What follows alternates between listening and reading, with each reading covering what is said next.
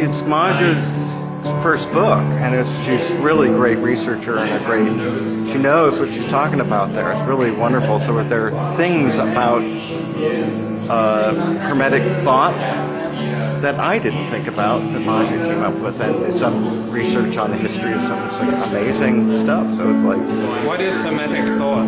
Hermetic means closed, right? It came to mean that in the English language because they would use it for like hermetically sealed, right. You know, like when you seal it off, and that was because they would use it in chemistry to hermetically seal vessels that they would do operations in. And chemistry actually comes straight out of alchemy.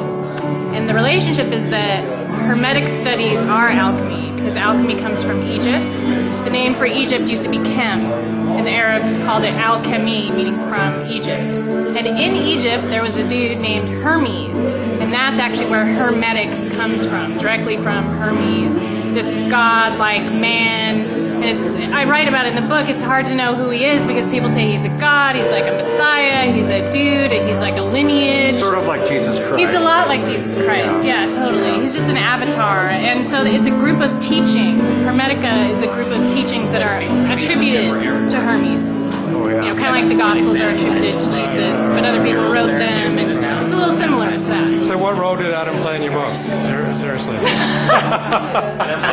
Aside from the exploitive white male. He helped a lot with the editing. I mean, I just put tons of stuff in there, and then he formed it? We were presenting it to these people that had read The Secret, and probably a lot of it they'd be like, what do I do with this? Like a lot of scripture, and right. I had like a lot of passages from the Hermetica to quote it, which long, arduous passages, boring. So he really helped to, you know, sex it up, to make it more exciting. You know, keep it real. Keep it. Yeah. Yeah, I tend to be a little bit of a blabbermouth. I don't know if you can tell from the interview, but I can just like spout off about things forever. So he helped like cut it into a more succinct, manageable package. And what role did Adam play in your book, if any? He stayed out of the way. The book I pitched is the book that's published. We made the deal. We signed the contract. Told him I'd see him in 6 months.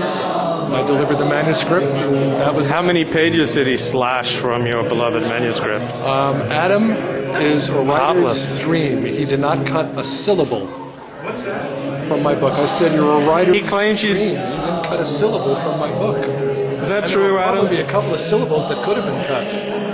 Well, yeah, that's Actually, right. I didn't do my job. spelling. That's what it was. No, I like you can hear it straight from the horse's mouth here. Okay. I grab credit when undue, and I also don't do proper role as an editor. Okay. Apparently the book was so bad he didn't want his name or anything to do with it. Just okay, Gertz. No.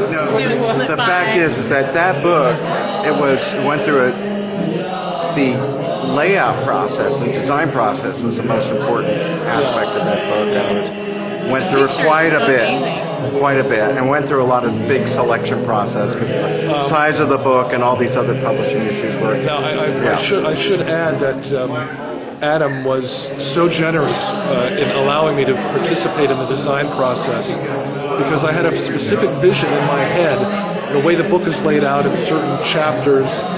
That was there from the beginning, but and also the list of images and the excerpts from the books were all predetermined. But how they were laid out in relationship to one another, that was where Adam, and particularly Bill Smith, the designer, were really, really helpful. And once again, I have to compliment Adam on his generosity because, frankly, publishers don't want writers to get anywhere near the book design process. But I was very fortunate that Adam allowed me to participate in it. The three of us, Adam, Bill Smith, and I worked very well together, although there were a few instances where things were a little tense. A little heated. We had some nice creative give and take. Sexual tension. Oh yeah, there's so much sexual tension between Adam Parfrey and I. It's just palpable. Yeah. The sparks fly off. Sex rears its ugly head once again. I think accent on the ugly head, the two of us. Yeah. So.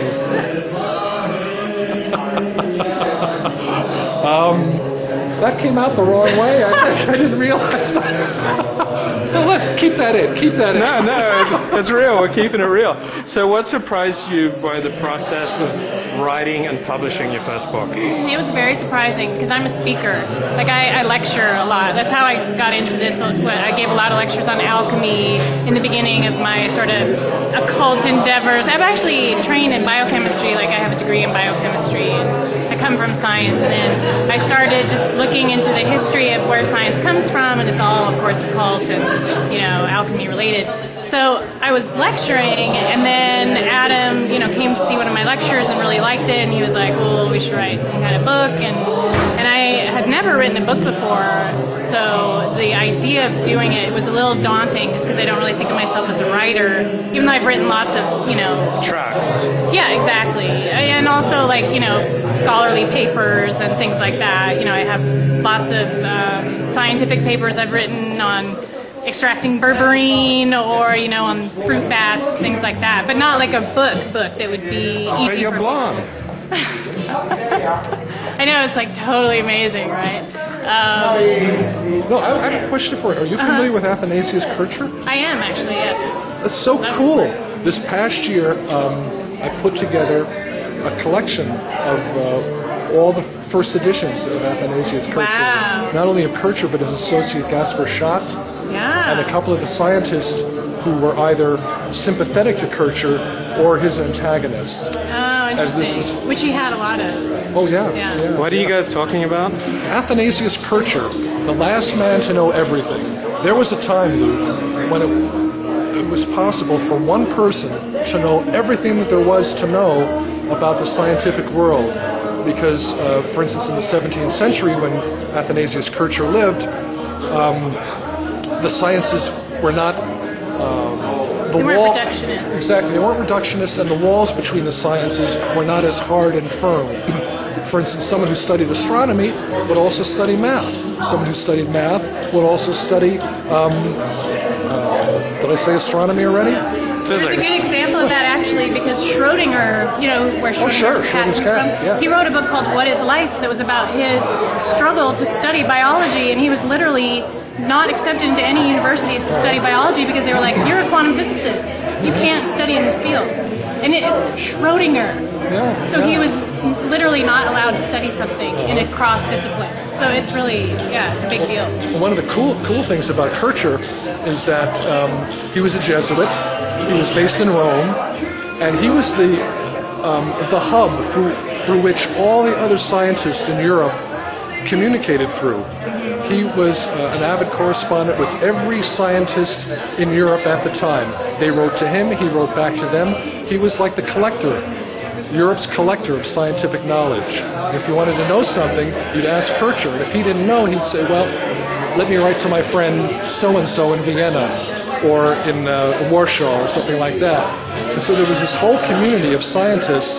Kircher stood at the center of the scientific community of his time, and he's a great transitional figure between irrational science prior to the 17th century and the rationalism in science that came with Isaac Newton, who was just the very next generation after Kircher. So with Kircher, you have a very curious person who still believes in certain superstitions, but also tries to give science a rational rigor, which it didn't have before.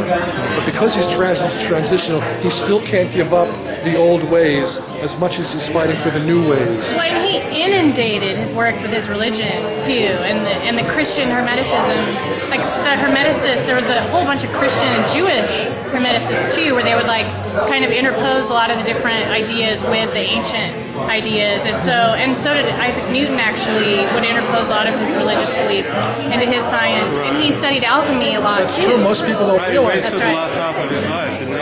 That's right. After Principia, absolutely, the harmony of the spheres. After Principia Mathematica came out, it was all alchemical works that never got published. Yeah, we tend to think of Newton as being this super rational scientist, and he wasn't. He had this whole side to him that still was involved in daily practice of alchemy. And he was an ecstatic too. People, the story where the apple fell on his head. He was actually under the influence of drugs when that happened, and it was a lot of the writers say that he was in an ecstatic state when he came to the realization of gravity, a religious ecstatic state, not just drug-induced. Well, let's pull it all the way back. There are some people who say that when Moses came down the mountain,